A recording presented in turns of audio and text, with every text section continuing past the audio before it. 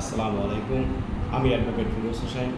আজকে আপনাদের সামনে আরেকটা ছোট্ট পারিবারিক বিষয়ে আলোচনা করার জন্য উপস্থিত হয়েছি। আর সেই বিষয়টা হলো পারিবারিক সহিংসতা।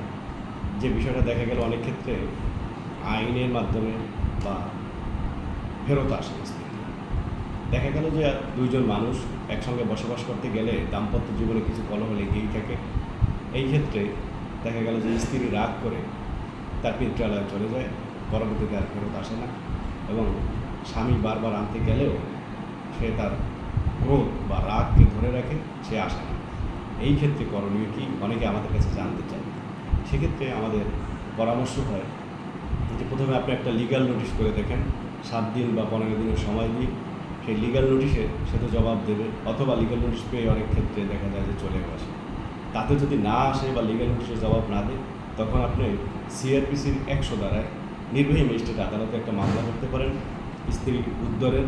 সেক্ষেত্রে স্ত্রী ফেরত আনার জন্য সেক্ষেত্রে নির্বাহী ম্যাজিস্ট্রেট প্রথমে সমন দেয়, পরে সার্চ ওয়ারেন্ট দেয়। কোনো কোনো ক্ষেত্রে প্রথমবারই সার্চ ওয়ারেন্ট দেয়, এটা আইনজীবী শুনানির উপর নির্ভর করে।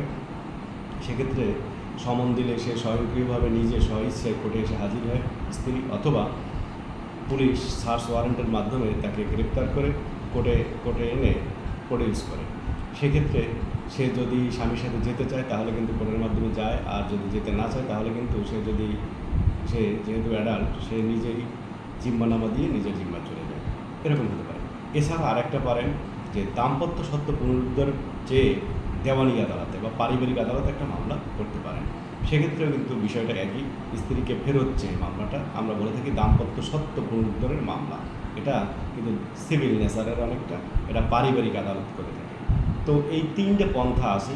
স্ত্রী যদি রাগ করে চলে যায়, তার যদি রাগ কোনোভাবেই ভাঙানো না যায়, তখন কিন্তু আইনের মাধ্যমে আইনের এই 3টে পন্থা আপনারা অ্যাপ্লাই করে দেখতে পারেন। সেক্ষেত্রে স্ত্রীর রাগ ভাঙতেও পারে। তো সেই পর্যন্ত বন্ধুরা ভালো থাকবেন। আসসালামু আলাইকুম।